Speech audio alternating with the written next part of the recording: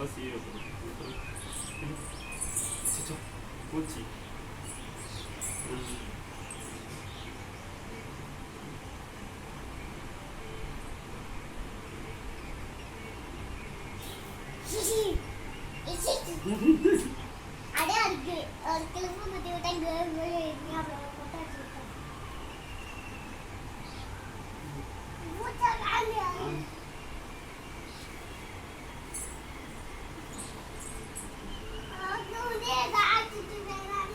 கலச்சோறு அச்சி போச்சு கலச்சோறு அச்சி போச்சு சீவி தாண்டா